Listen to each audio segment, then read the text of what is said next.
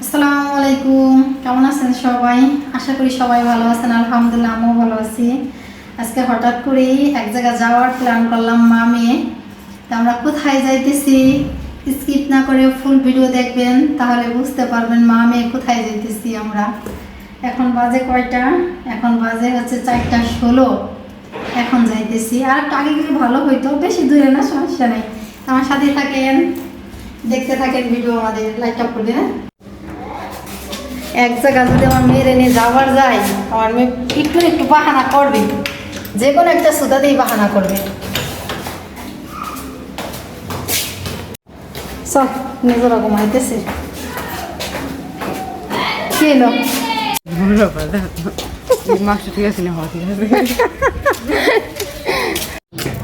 Mobile দেবো।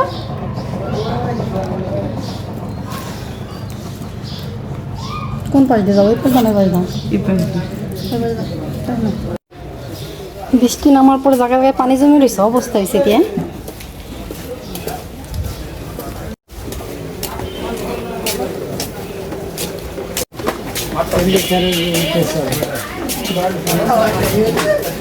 ওই পাশ দা কেদা না দোকানপাট বন্ধ।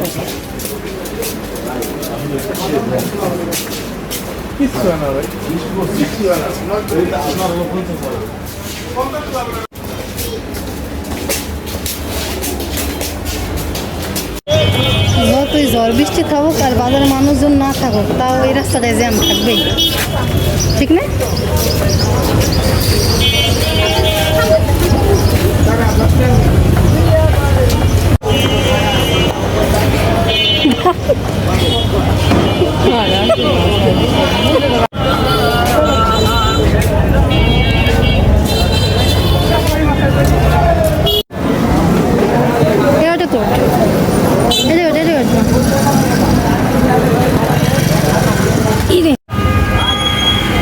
এসে বসে গেছি আমরা।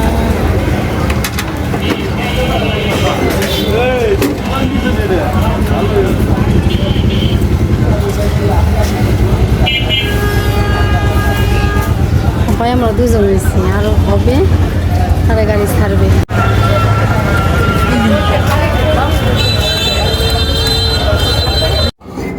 যে জায়গার উদ্দেশ্যে আমরা আসছি সেই জায়গায় চলে আসছি। সেই প্রথমে ছাদে চলে আসছি আমি। এই তো দেখেন, ছাদে চলে আসলাম এই জন্যেই, অনেক পানি জমছে।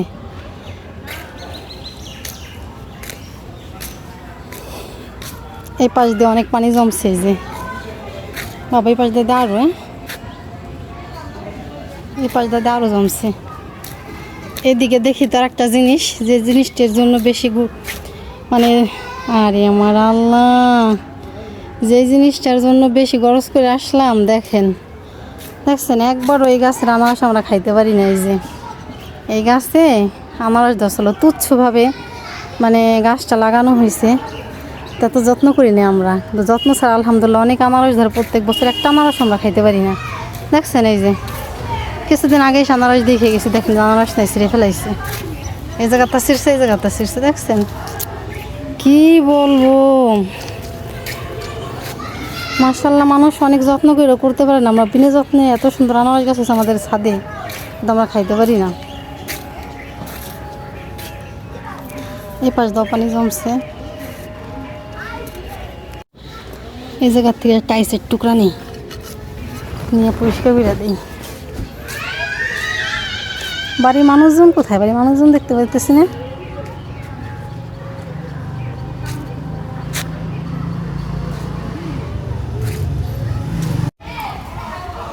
বড় আশা করে আসছিলাম, ছাদের পানি ছাড়ানো তো মূলত বেশি বড় কথা না, কিন্তু বড় আশা করে আসছিলাম যে আনারস খাবো। একবারও কিসমতে আনারস হয় না, একবারও।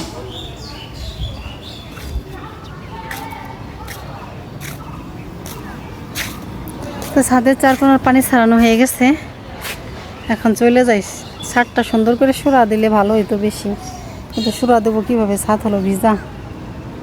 আর দুদিন পর তো কোরবানি ঈদ চলে আসবানে বাড়িতে, তখন পরিষ্কার করবানে। প্রত্যেকটা গাছে আমের খন্দ বেশি। আবার দেখেন ওই যে তারপরে এই যে একটা গাছ, এই যে একটা গাছ কাঁঠালও ধরছে, মাশাআল্লাহ দিলে অনেক কাঁঠাল ধরছে এই যে গাছে।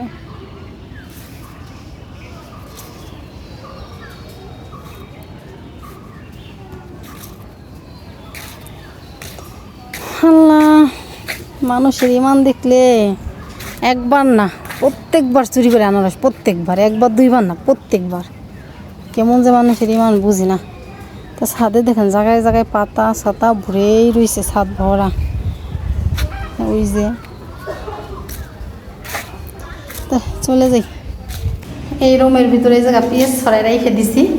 পিস ভালোই আছে, ভিতরে হাত দিয়ে নাড়াচাড়া তো দেখলাম যে না পিস ভালো আছে।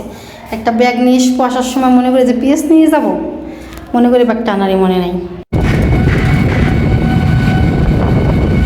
আসলাম যে জন্য তায়ার হইল না, আসার যাওয়ার কি সারা হলো।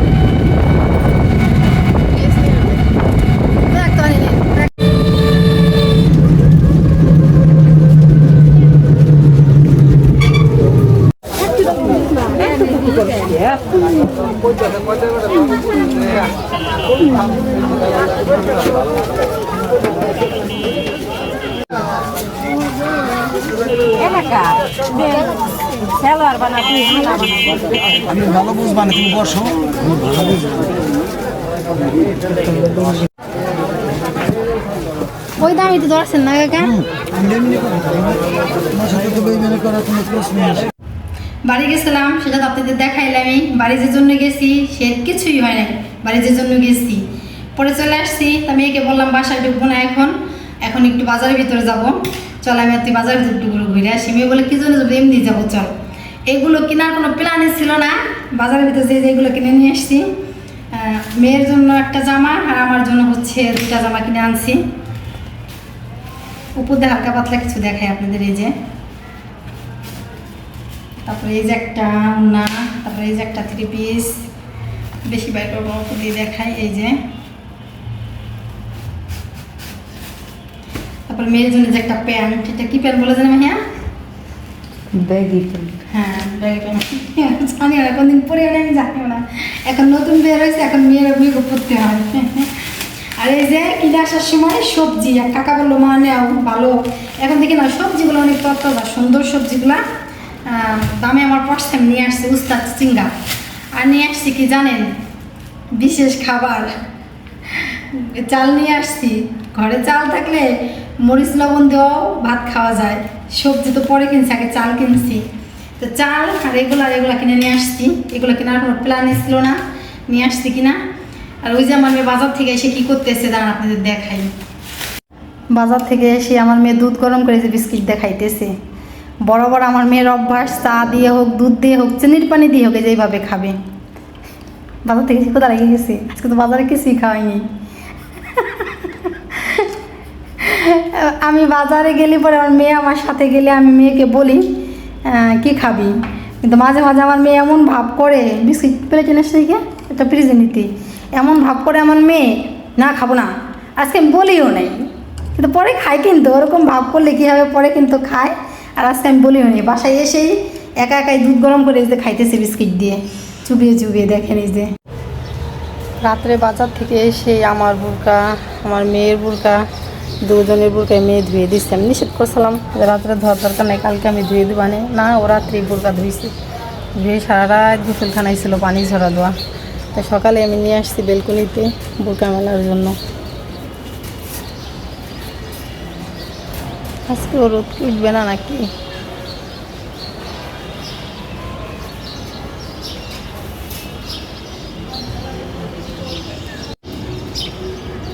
নারকেল গাছের মাথায় নারকেল নাই, এই যে আরো নারকেল গাছ।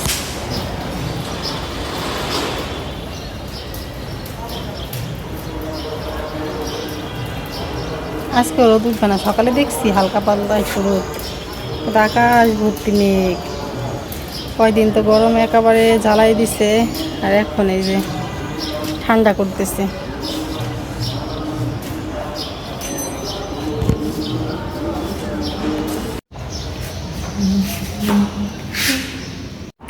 বেলকনি থেকে কাপড় চুর মেলে এসে নিচে এসে ছোলা ভিজাইতেছি। সেই রমজান মাসে ছোলা বোনা খাইছে, আর খাওয়া হয় নাই, তাই ভাবলাম ঘরে যেহেতু ছোলা আছে ভিজাই। অনেকটাই কিন্তু নিয়েছি, এগুলো ভিজলে কিন্তু আরও বেশি হবে, আরও রয়েছে ঘরে ছোলা, তা ভাবলাম আজকে এগুলাই ভুনা করি, আর একদিন এগুলা খাওয়া যাবে। এই জায়গা যেগুলো নিয়েছি ছোলা আমি ভিজে কিন্তু আরও অনেক ডাবল হয়ে যাবে এই জায়গা। আর একটু পানি দিই।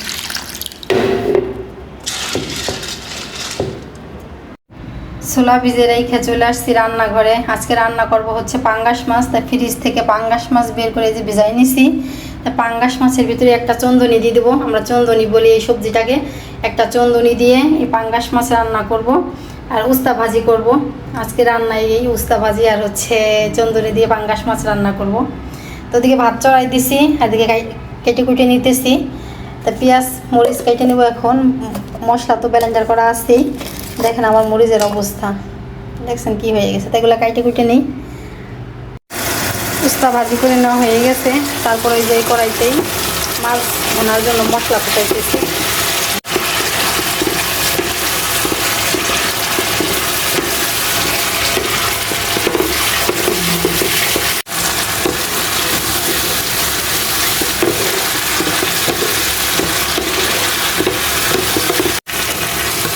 মশলা সুন্দর করে কষাই নেওয়া হয়ে গেছে। মশলার উপরে তেল উঠে গেছে, তেল উঠে গেলে বোঝা যায় যে মশলা কষানো হয়ে গেছে। এখন দিয়ে দিতেছি মাছ।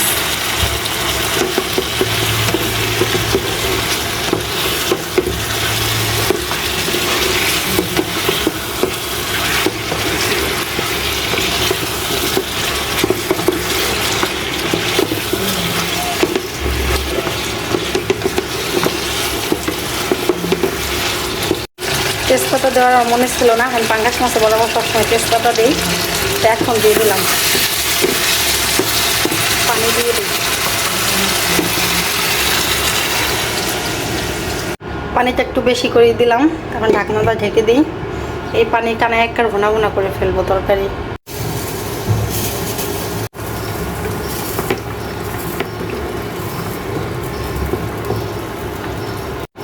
এখন দিয়ে দেবো হচ্ছে লেবু। এখন একটা লেবু, এই লেবুটার রস অনেক, তো একটা দিলেই হয়ে যাবে। একটা লেবুর রস এইভাবে চিপড়ে চিপড়ে এই ঝোলের ভিতরে দিয়ে দেবো।